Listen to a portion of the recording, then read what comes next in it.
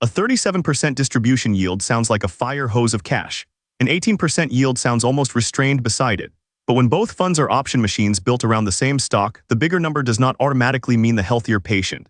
NFLY has already paid $21.31 per share, yet its NAV is down 60% from its launch reference. NFLP has paid $17.15 per share, while its NAV is down 23%. So this is not a contest between generous and stingy. It is an autopsy of how two funds squeeze income from Netflix, what that cash extraction has done to the capital underneath, and why a payout can look spectacular while the account holding it tells a much more complicated story. Today's matchup is NFLY, the Yield Max NFLX Option Income Strategy ETF, against NFLP, the Curve Yield Premium Strategy Netflix ETF. Both live in the derivative income category, neither tracks an index. Both are actively managed, both trade around Netflix, and neither is simply a conventional fund that buys a pile of Netflix shares and waits. Start with NFLY. It launched on August 7, 2023, pays weekly, charges 1%, and has $39 million in assets under management. Its listed holdings are United States Treasury bills at 78%, United States Treasury notes at 23%, First American Government Obligations Fund Class X, ticker FGXXX at 0.70%, and a cash offset at 0.11%, plus an options book with 3 call options and 1 put option written for premium income. That strange-looking inventory is the clue. NFLY is a synthetic covered call strategy. Instead of needing a warehouse full of Netflix shares, it uses standardized exchange-traded options and flex options to create Netflix-linked exposure. Cash and U.S. Treasuries serve as collateral. The fund then sells call options around that exposure and collects option premium. Think of the Treasury pile as the security deposit and the options as the working machinery.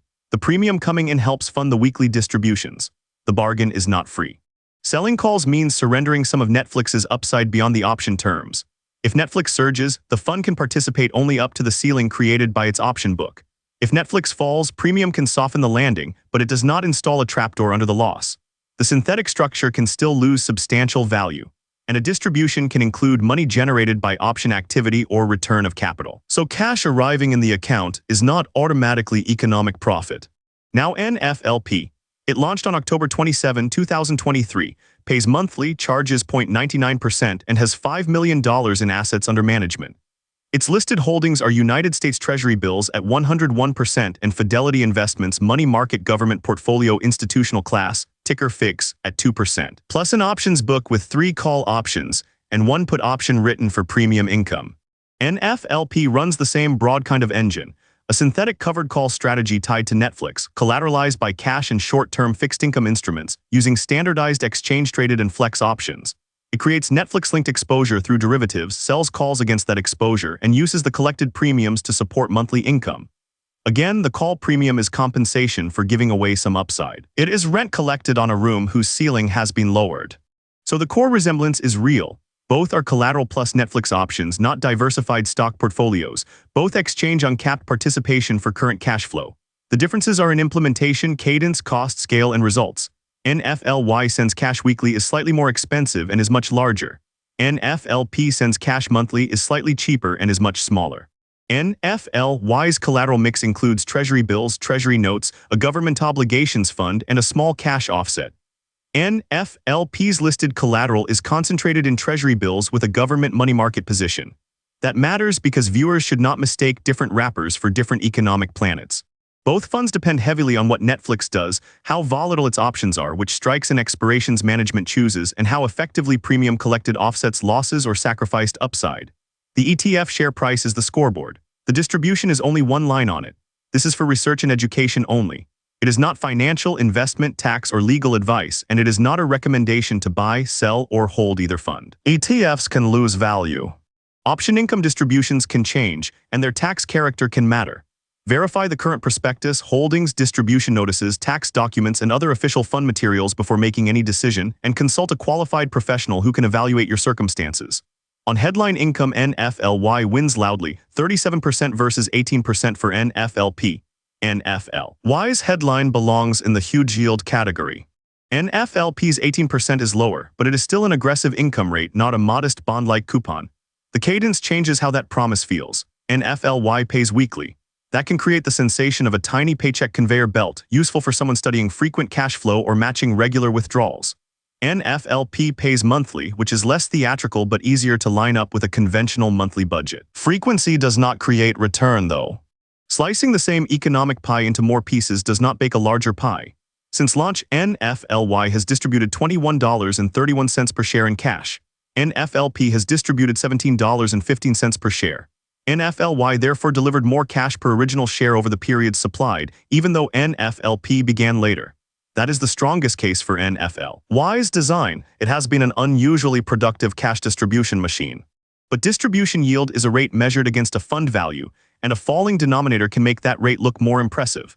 If a fund's share value contracts, the same cash amount represents a larger percentage of the smaller base. The headline can rise in visual drama even when the holder's capital base is under pressure. That is why the 37% cannot be read as if it were a bank account paying a stable interest rate, and the 18% cannot be treated as a contractual coupon. The expense ratios are nearly tied. NFLY charges 1% and FLP charges 0.99%. NFLP is cheaper, but the gap is small beside the much larger forces at work: Netflix's path, option premiums, upside caps, and capital movement. Cost still matters because every expense comes out before the investor keeps the result. It just is not the main explanation for the wide difference in their NAV records. The yield comparison is therefore not more income is better. It is what price did the fund pay to produce each stream. NFLY has produced the richer and more frequent stream. NFLP has produced the smaller, slower stream. The next question is whether the underlying capital survived the extraction well enough to make that cash meaningful. Net asset value is where the patients stop posing for the brochure. NFLY's launch reference price was $19.66. Its latest NAV is $7.82, a 60% decline since inception. That is severe capital damage. A holder can receive substantial cash and still watch the asset producing that cash become much smaller. The fund did not merely wobble while mailing checks, its capital base was cut deeply. NFLP began from a launch reference price of $25.55. Its latest NAV is $19.59, a 23% decline since inception. That is real erosion, not a rounding error, but it held up far better than NFLY on this dimension. NFLP preserved considerably more of its starting NAV while operating around the same underlying company with the same broad synthetic covered call concept. This is the cleanest evidence that both trade Netflix options does not mean both will produce the same path. Active management choices matter. Option strikes, expirations, position timing, collateral management, and the sequence of Netflix moves can lead to very different outcomes. The supplied figures do not isolate which decision caused how much of the gap, so we should not invent a forensic answer. They do show the result. NFLP's capital path was materially less destructive. NAV also changes the future earning platform. When capital falls, the fund has a smaller base from which to recover and compound. A move back from $7.82 to the old $19.66 reference would require much more than simply reversing a 60% decline. That arithmetic asymmetry is why deep losses are so punishing. NFLP's $19.59 still sits below $25.55, but its recovery hill is not as steep as NFLY's. Covered call mechanics can make recovery harder during sharp rallies, because the sold calls may cap gains just when the underlying stock is rebounding. Premium collected earlier does not guarantee full participation later. That trade-off is embedded in both designs, but the observed NAV paths say NFLY has borne the harsher version so far. For an investor who spends every distribution, this section is especially important. The cash may feel like income, but the remaining holding is the engine expected to generate the next payment. NFLY's engine has shrunk much more. NFLP's has also shrunk, just not nearly as far. On capital preservation alone, NFLP is the clear winner, though neither fund finished above its launch reference. Now put the cash back beside the capital. The simple distribution inclusive return is 48% for NFLY and 44% for NFLP. That changes the story dramatically. NFLY's 60% NAV loss looks brutal in isolation. Yet the $21.31 per share distributed since launch pushes the simple all-in result into positive territory. NFLP combines its 23% NAV decline with $17.15 per share of cash distributions for positive simple all-in result as well. On this measure, NFLY leads NFLP by a narrow margin. That deserves credit. A fair analysis cannot stare only at the wounded share price and pretend the cash never arrived. Investors own both parts of the outcome, what remains in the fund and what left the fund for their accounts. But simple distribution inclusive is not the same as every holder's personal return. Purchase date matters, reinvestment matters, taxes matter, the timing of each payment matters. Someone who bought at launch, someone who entered after a decline, and someone who reinvested every distribution can have very different experiences. The supplied comparison is a clean lens, not a universal account statement. There is also a strategic distinction between harvesting and compounding. A holder who took the cash out received spendable money but left fewer dollars inside a damaged capital base. A holder who reinvested bought additional shares along the path, but those purchases were exposed to the same option structure and future NAV changes. Neither choice turns distributions into free return, it only changes where the capital sits. The head-to-head lesson is subtle. NFLY has been the stronger cash extractor, and by this simple measure, the slightly stronger all-in performer. NFLP has been the much better capital preserver, while giving up only a small amount of simple total return. One fund got to its result with a louder payout and a more battered shell. The other got close with less cash removed and more of the original NAV still intact. That is exactly why total return belongs beside yield, rather than underneath it in tiny print. If the goal is to evaluate economic output, every dollar of cash counts, but so does every dollar of capital left behind. The maximum drawdowns expose how violent both rides became. NFLY's was 64%, NFLP's was 61%. NFLP held up better, but this is not a low-risk victory. Both experienced drawdowns above 60%, which means either fund could test an investor's discipline long before a long-run comparison looked respectable. A drawdown is the distance from a prior peak to a later trough. It describes the worst hole an investor could have seen during the measured path, not merely the difference between launch and the latest value. That distinction matters because a fund can partially recover and still have put holders through an alarming collapse along the way. The close drawdown figures also add nuance to the NAV comparison. NFLP finished with much less NAV erosion, but its worst peak-to-trough fall was still nearly as deep as NFLY's. In plain English, NFLP reached a healthier latest position, yet it did not provide a calm journey. Someone who cannot tolerate a deep temporary loss should not confuse better ending capital with gentle behavior. Now examine distribution stability. NFLY's first 4 distributions averaged 54 cents per share. Its latest 4 averaged 6 cents. The latest average is 10% of the early average. That payout has fallen sharply. Weekly frequency may keep the notifications arriving, but the average amount behind those notifications has been cut to a small fraction of its starting level. NFLP's first 4 distributions averaged 41 cents per share. Its latest 4 averaged 29 cents. The latest average is 70% of the early average. That payout has also declined, but far less severely. NFLP's monthly stream has retained substantially more of its early average. These trends matter because an income plan depends on dollars and cents, not a headline percentage frozen in time. A retiree or budgeter cannot pay a bill with the memory of an early distribution. NFLY's pattern shows how quickly an extreme yield product can disappoint anyone who assumes the initial cash rate will persist. NFLP's pattern is more stable by comparison, but more stable is not fixed. Its average still moved lower. The funds also concentrate strategy risk around a single company. Their collateral may be government instruments, but the return engine is tied to Netflix options. Company-specific moves, implied volatility, option pricing, and management's positioning can dominate the experience. The treasury collateral should not be mistaken for the risk profile of a treasury fund. Scale introduces another point to monitor. NFLY has $39 million in assets under management, while NFLP has $5 million. The smaller fund deserves attention to trading conditions, spreads, and continuing fund viability through current official documents.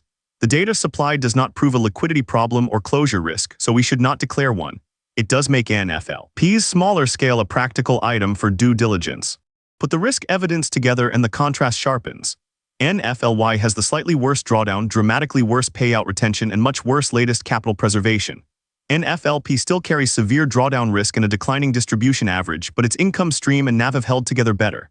These are both high volatility tools. One has simply shown a more stable operating condition. The assigned verdict for NFLY is on life support. The numbers justify that language. Its simple distribution inclusive return is positive 48%, so the strategy has created real all-in value on the supplied measure, but its NAV alone is down 60% and its latest 4 distribution average is only 10% of its first 4 average. The patient is not dead. The cash already paid matters, but the remaining capital and the collapsing average payout show a machine under serious strain. The assigned verdict for NFLP is stable with a condition.